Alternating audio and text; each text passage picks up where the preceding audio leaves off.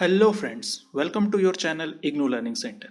आज के इस वीडियो में हम देखने वाले हैं BEVAE 181 पर्यावरण अध्ययन के फरवरी 2021 में पूछे गए एग्जाम क्वेश्चंस और उनके आंसर्स को।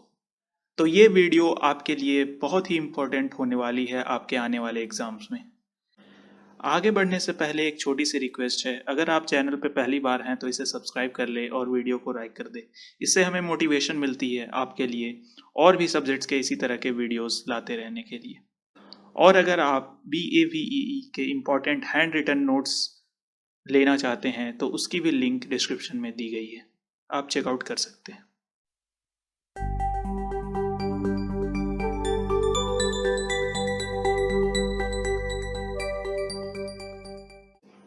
जैसा कि आपको पता है कि एग्ज़ाम जो है वो 50 मार्क्स का होता है और उसके लिए आपको 2 घंटे का समय दिया जाता है। क्वेश्चन जो होते हैं वो बाईलैंग्वेज हिंदी और इंग्लिश दोनों में रहते हैं, तो आप दोनों में किसी से आप चाहे तो किसी भी लैंग्वेज में दे सकते हैं आंसर। क्वेश्चन शुरू करने से पहले मैं आपको बता दूं कि ये जो क्वेश्चन है ये थर्ड पार्टी सोर्स से ली गई है, तो जो इसमें आंसर टिक किए गए हैं वो रॉन्ग भी हो सकते हैं, तो आप ध्यान से आंसर्स को देखते जाइएगा। पहला क्वेश्चन है, निम्नलिखित में से किस रिपोर्ट में धारणीय सतत विकास को सबसे पहले औपचारिक रूप से परिभाषित किया गया? ऑप्शंस हैं silent spring, the limits to growth, ऑर्चर कॉमन फ्यूचर, एजेंडा 21। तो इसका आंसर हो जाएगा ऑप्शन नंबर 3, ऑर्चर common future, our common future. Next question है, निम्नलिखित में से कौन सा संयुक्त राष्ट्र द्वारा अपनाए गए 17 धारणीय विकास लक्ष्यों में से एक नहीं है? तो संयुक्त राष्ट्र द्वारा अपनाए गए सतत धारणीय विकास लक्ष्यों में से जो एक नहीं है वो है ऑप्शन नंबर 4, पर्यटन और यात्रा। अगले क्वेश्चन की ओर बढ़ते हैं। तीसरा क्वेश्चन है, निम्नलिखित में से कौन सा मानव परिवर्तित पर्यावरण का उदाहरण है? तो मानव परिवर्तित पर्यावरण का जो उदाहरण है वो है फलोद्यान, ऑप्शन नंबर 2। तो याद रखिएगा ऑप्शन नंबर 2 फलोद्यान। नेक्स्ट क्वेश्चन 4 नंबर है, निम्नलिखित में से किसमें वन महत्वपूर्ण भूमिका नहीं निभाते हैं? तो किस चीज में वन महत्वपूर्ण भूमिका नहीं निभाते हैं वो आपको बताना है। तो मृदा निर्माण में महत्वपूर्ण भूमिका निभाते हैं, जल संरक्षण भी सही होगा, जलवायु का संतुलन भी सही होगा, लेकिन कार्बन डाइऑक्साइड का पुनर्जनन इसमें ये महत्वपूर्ण भूमिका नहीं निभाते हैं। ये कार्बन डाइऑक्साइड को पुनर्जनन यानी कि प्रोड्यूस नहीं करते हैं, वो उसको कंज्यूम करते हैं और ऑक्सीजन को प्रोड्यूस करते हैं। तो इसका जो करेक्ट आंसर हो जाएगा वो ऑप्शन नंबर 3 हो जाएगा। नेक्स्ट क्वेश्चन है 5 नंबर, निम्नलिखित में से विश्व के कौन से क्षेत्र में 50% से अधिक पौधों की प्रजातियां पाई जाती है? तो पौधों की सबसे ज़्यादा जो प्रजातियां पाई जाती है वो उष्णकटिबंधीय वर्षा वन में पाई जाती है। तो 5 का जो सही ऑप्शन हो जाएगा वो ऑप्शन नंबर 1 हो जाएगा, उष्णकटिबंधीय वर्षा वन। नेक्स्ट 6 नंबर क्वेश्चन है, निम्नलिखित वनों में से किसमें अधिकतम छत्राग्नि होती है? तो कौन से वन में अधिकतम छत्राग्नि होती है वो आपको बताना है। तो इसका जो सही आंसर हो जाएगा वो ऑप्शन नंबर 1 सघन वन हो जाएगा। सघन वन में सबसे ज़्यादा छत्राग्नि होती है। अगले क्वेश्चन की ओर बढ़ते हैं। 7 नंबर क्वेश्चन है, अपशिष्ट निपटान स्थलों के पास रहने वाले समुदाय को अपशिष्ट उत्पन्न करने वाले समुदाय से कम आर्थिक लाभ मिलते हैं। यह वाक्य निम्नलिखित में से कौन सी असमानता को व्यक्त करता है? तो ये जो स्टेटमेंट दिया गया है ये कौन सी असमानता को व्यक्त करता है ये आपको बताना है। तो इसका जो सही आंसर हो जाएगा वो हो जाएगा भौगोलिक असमता। भौगोलिक असमता को बताता है ये जो स्टेटमेंट है, तो ऑप्शन नंबर 4 इसका करेक्ट हो जाएगा। नेक्स्ट 8 नंबर क्वेश्चन है, निम्नलिखित में से किस समुदाय में प्रबंधनकर्ता को का प्रबल बोध नहीं होता है? तो किस समुदाय में प्रबंधनकर्ता का प्रबल बोध नहीं होता है ये आपको बताना है। तो इसमें हो जाएगा जो सही आंसर है वो ऑप्शन नंबर 4, पशुचारण समुदाय। पशुचारण समुदाय में प्रबंधनकर्ता का बोध नहीं होता है। नेक्स्ट क्वेश्चन की ओर बढ़ते हैं। 9 नंबर क्वेश्चन है, निम्नलिखित में से कौन सा मत प्रकृति को माँ के रूप में और जिसे साधित नहीं किया जा सकता मानता है?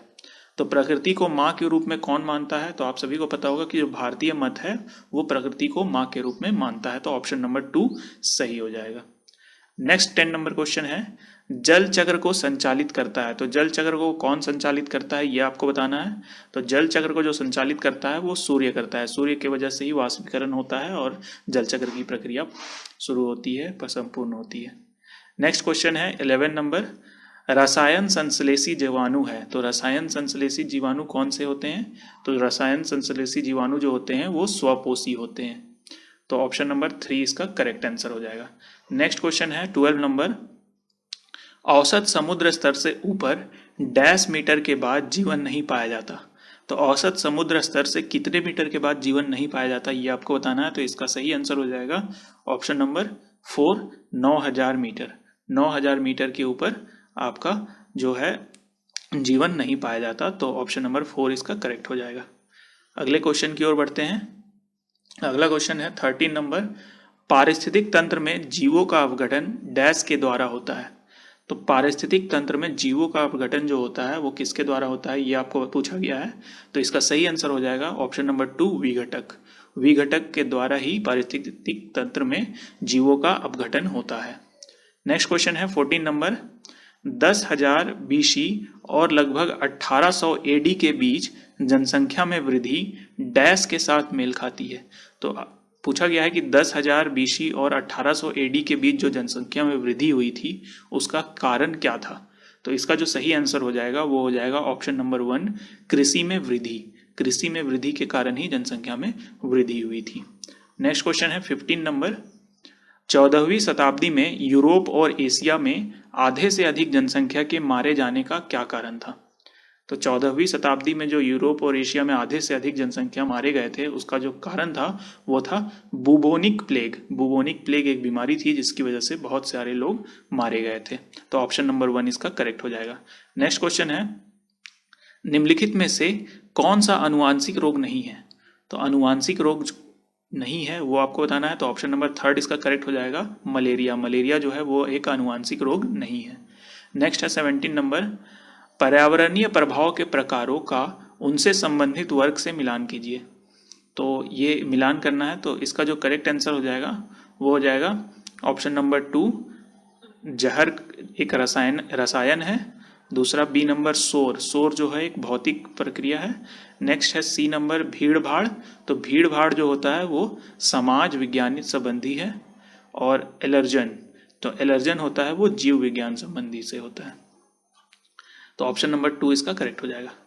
अगले क्वेश्चन की ओर बढ़ते हैं। नेक्स्ट क्वेश्चन है, शंकुधारी वृक्ष वनों में मृदा कैसी होती है वो आपको बताना है। तो शंकुधारी वृक्ष वनों में जो मृदा होती है वो क्षारीय तथा खनिज की कमी वाली होती है। तो इसका करेक्ट आंसर हो जाएगा ऑप्शन नंबर 3, क्षारीय तथा खनिज की कमी वाली। नेक्स्ट है 19 नंबर, ऐसे जीव जो जड़ जमाए पौधों के तने और पत्तियों में संलग्न होते हैं उन्हें क्या कहते हैं। तो इसका करेक्ट आंसर हो जाएगा ऑप्शन नंबर 3, परिपादप। परिपादप जो होते हैं वो जड़ जमाए पौधों के तने और पत्तियों में संलग्न रहते हैं। नेक्स्ट क्वेश्चन है 20 नंबर, महासागर के जिस मंडल में तापमान, प्रकाश, लवणता तथा आर्द्रता सबसे अधिक परिवर्तनशील होती है वह है। तो वह कौन सा मंडल है। तो वह जो मंडल है वो है वेलांचली मंडल। वेलांचली मंडल में तापमान, प्रकाश, लवणता तथा आर्द्रता सबसे अधिक परिवर्तनशील होते हैं। ज्वार नदमुख एक संक्रमण क्षेत्र होता है जो डैश प्रतिनिधित्व करता है। तो ज्वार नदमुख क्या होता है ये आपको बताना है। तो ये जो होता है ये बेजोड़ पारिस्थितिकीय लक्षणों तथा जीवीय समुदायों का प्रतिनिधित्व करता है, ज्वार नदमुख। नेक्स्ट क्वेश्चन है 22 नंबर, निम्नलिखित में से कौन सा वनोन्मूलन का प्रमुख कारण है। तो वन का जो सफाया हो जाता है इसका जो बहुत बड़ा कारण है वो है वनों में आग लगना। ऑप्शन नंबर 1 इसका सही हो जाएगा।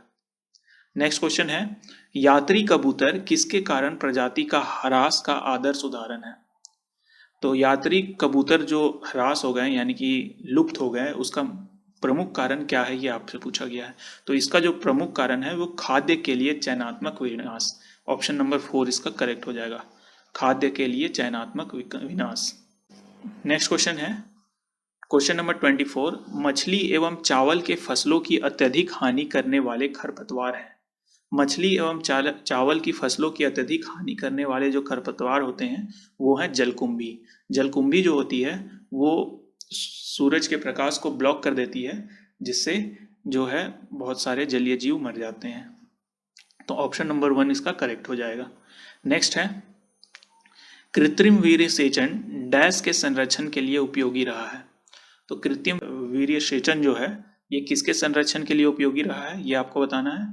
तो इसका जो सही आंसर हो जाएगा वो है हाथी। हाथियों के संरक्षण में कृत्रिम वीर्यसेचन बहुत ही उपयोगी रहा है। नेक्स्ट क्वेश्चन है 26 नंबर। निम्नलिखित में से कौन सी जीव विविधता हॉटस्पॉट का विशेषता नहीं है? जैव विविधता हॉटस्पॉट की विशेषता कौन सी नहीं है ये आपको बताना है। तो ये इसका जो सही आंसर हो जाएगा ये हो जाएगा ऑप्शन नंबर 4, बड़ी संख्या में विदेशी प्रजातियां। बड़ी संख्या में विदेशी प्रजातियां जो है वो जैव विविधता हॉटस्पॉट का प्रमुख विशेषता नहीं है। नेक्स्ट क्वेश्चन है, भारत के निम्नलिखित क्षेत्रों में से कौन सा जैव विविधता का हॉटस्पॉट है? तो जैव विविधता का जो हॉटस्पॉट है वो ऑप्शन नंबर 2 करेक्ट हो जाएगा, पश्चिमी घाट। पश्चिमी घाट जो है वो जैव विविधता का एक हॉटस्पॉट है भारत में। नेक्स्ट क्वेश्चन है, भारत में निम्नलिखित में से किसमें सबसे अधिक आनुवांशिक विविधता पाई जाती है?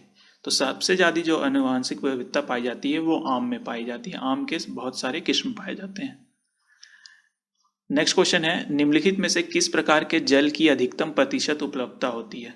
तो कौन सा जल सबसे अधिक पाया जाता है ये आपको बताना है। तो इसका जो सही आंसर हो जाएगा वो भौम जल हो जाएगा, option number 4। Next 30 number question है, निम्नलिखित पारिस्थितिक तंत्र में किस एक में सबसे अधिक जैव विविधता पाई जाती है? तो सबसे अधिक जैव विविधता किस में पाई जाती है ये आपको बताना है। इसका जो सही आंसर हो जाएगा वो हो जाएगा ऑप्शन नंबर 1, मैंग्रोव। मैंग्रोव जो क्षेत्र होते हैं उसमें सबसे अधिक जैव विविधता पाई जाती है। नेक्स्ट क्वेश्चन है, पृथ्वी पर पाया जाने वाला कितना जल हम सब के लिए सहजता से उपलब्ध है? तो पृथ्वी में पाया जाने वाला सिर्फ 1% जो जल है वो हमारे लिए सहजता से उपलब्ध होता है। तो ऑप्शन नंबर 2 इसका करेक्ट हो जाएगा। नेक्स्ट है, भारत में वह मृदा जिसमें कार्बनिक तत्वों की कमी होती है और जिसकी उर्वरता कम होती है वह है। तो कार्बनिक तत्वों की कमी और उर्वरता कम होने वाली जो मृदा है वो है मरुस्थलीय क्षेत्र की मृदा। इस मृदा में, मरुस्थलीय मृदा यानी कि रेतीली मृदा में कार्बनिक पदार्थों की कमी होती है। नेक्स्ट है, निम्नलिखित में से कौन सा तरीका मृदा अपरदन की रोकथाम के लिए प्रयुक्त नहीं होता है? तो मृदा अपरदन के रोकथाम के लिए जो प्रयुक्त नहीं होता है वो घास पात से ढकना। अगर हम घास पात से ढक देते हैं तो मृदा अपरदन का रोकथाम नहीं होता है। तो ये इसका करेक्ट आंसर हो जाएगा। नेक्स्ट है 34 नंबर क्वेश्चन, निम्नलिखित में से ऊर्जा के परंपरागत स्रोत को पहचानिए। तो ऊर्जा के परंपरागत स्रोत कौन सा है ये आपको बताना है। तो इसका करेक्ट आंसर हो जाएगा ऑप्शन नंबर 4, परमाणु ऊर्जा। बाकी जो जैव मात्रा है, भूतापीय ऊर्जा, पवन ऊर्जा, सौर ऊर्जा, ये सब गैर परंपरागत स्रोत होते हैं।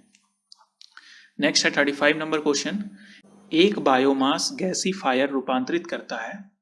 तो बायोमास गैसीफायर जो है वो रूपांतरित करता है ठोस ईंधन को गैसीय ईंधन में। तो ऑप्शन नंबर 1 इसका करेक्ट हो जाएगा, ठोस ईंधन को गैसीय ईंधन में परिवर्तित करता है। नेक्स्ट क्वेश्चन की ओर बढ़ते हैं, ईंधन सेल के लिए सबसे उपयुक्त ईंधन है। तो ईंधन सेल के लिए सबसे जो उपयुक्त जो ईंधन होता है वो होता है हाइड्रोजन। तो ऑप्शन नंबर 3 इसका करेक्ट हो जाएगा। नेक्स्ट क्वेश्चन है, जैव भौतिक धारण क्षमता वह डैश जनसंख्या है जिसे प्रौद्योगिकी के दिए गए स्तर पर ग्रह के संसाधनों द्वारा समर्थित किया जाता है। तो इसका जो करेक्ट आंसर हो जाएगा वो ऑप्शन नंबर 2 हो जाएगा, अधिकतम। वह अधिकतम जनसंख्या है। नेक्स्ट क्वेश्चन है 38 नंबर, निम्नलिखित में से कौन सी ग्रीन हाउस गैस नहीं है? तो ग्रीन हाउस गैस कौन सी नहीं है ये आपको बताना है। तो इसका जो करेक्ट आंसर हो जाएगा वो हो जाएगा ऑप्शन नंबर 4, क्लोरीन जो है वो ग्रीन हाउस गैस नहीं है। बाकी कार्बन डाइऑक्साइड, मीथेन, ओजोन ये सारे ग्रीन हाउस गैस होते हैं। इसके अलावा CFC यानी कि क्लोरोफ्लोरोकार्बन भी होता है। नेक्स्ट है 39 नंबर क्वेश्चन, निम्नलिखित में से कौन सा जलवायु परिवर्तन से संबंधित नहीं है? तो जलवायु परिवर्तन से संबंधित कौन नहीं है? तो ऑप्शन नंबर 4 यानी कि मॉन्ट्रियल प्रोटोकॉल जो है वो जलवायु परिवर्तन से संबंधित नहीं है। तो ऑप्शन नंबर 4 इसका करेक्ट हो जाएगा। बाकी जो ये तीनों हैं ये तीनों जलवायु परिवर्तन से संबंधित प्रोटोकॉल होते हैं। नेक्स्ट है 40 नंबर, वायुमंडल के निम्नलिखित किस परास में ओजोन परत उपस्थित होती है? तो ओजोन परत कौन से परास में उपस्थित होती है? तो वो 15 से 50 किलोमीटर के बीच में ओजोन परत उपस्थित होती है। तो ऑप्शन नंबर 2 इसका करेक्ट हो जाएगा। नेक्स्ट क्वेश्चन की ओर बढ़ते हैं। 41 नंबर क्वेश्चन है, वर्षा का pH निम्नलिखित 4 स्थानों क, ख, ग, घ पर मापा गया। किस स्थान पर अम्ल निक्षेपण हुआ? यानी कि आपको सीधा बताना है कि कौन से, तो किस pH वैल्यू पर इनमें से अम्ल वर्षा हुई है ये आपको बताना है। तो जो अम्ल वर्षा कहलाती है, अगर वर्षा जल का pH वैल्यू 5.7 से कम हो जाता है तो उसे अम्ल वर्षा कहा जाता है। तो यहाँ पे जो एक ही ऑप्शन है, ऑप्शन नंबर 1 5.5 जो 5.7 से कम है, इसलिए इसका जो सही आंसर हो जाएगा वो ऑप्शन नंबर 1 हो जाएगा। 5.5 जो पीएच वैल्यू है इसमें अम्ल वर्षा हुई है। नेक्स्ट 42 नंबर क्वेश्चन है, निम्नलिखित में से कौन सा रसायन ओजोन ह्रास के लिए उत्तरदायी है? तो इससे पहले हमने देखा कि जो क्लोरोफ्लोरोकार्बन है उसकी वजह से वो एक ग्रीन हाउस गैस है जिससे ओजोन परत का ह्रास होता है। तो क्लोरोफ्लोरोकार्बन इसका करेक्ट आंसर हो जाएगा option number 3। Next 43 number question है, निम्नलिखित में से कौन सा जीव अत्यधिक सांद्रित मूत्र का विसर्जन करता है? तो इसका जो करेक्ट आंसर हो जाएगा वो ऑप्शन नंबर 1 ऊंट हो जाएगा। ऊंट जो है वो अत्यधिक सांद्रित मूत्र का विसर्जन करता है। नेक्स्ट 44 नंबर क्वेश्चन है, निम्नलिखित में से कौन सा प्रदूषण के अनिश्चित स्रोत का उदाहरण है?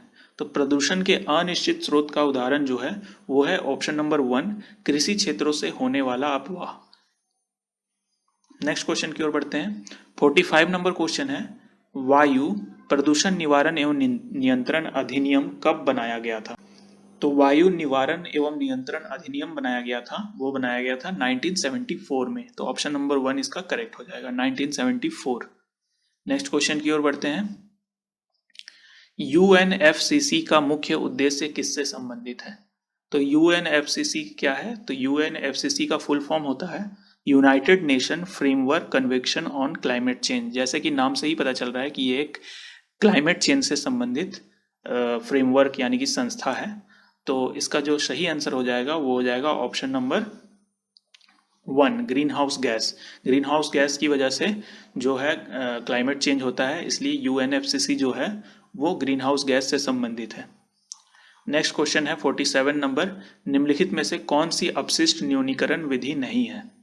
तो अपशिष्ट न्यूनीकरण विधि जो नहीं है वो है 4th नंबर लैंडफिल निस्तारण। लैंडफिल निस्तारण जो है वो अपशिष्ट न्यूनीकरण विधि नहीं है। नेक्स्ट 48 नंबर क्वेश्चन है, अस्पतालों के विषाक्त अवशिष्टों के निस्तारण के लिए कौन सी विधि उपयुक्त है?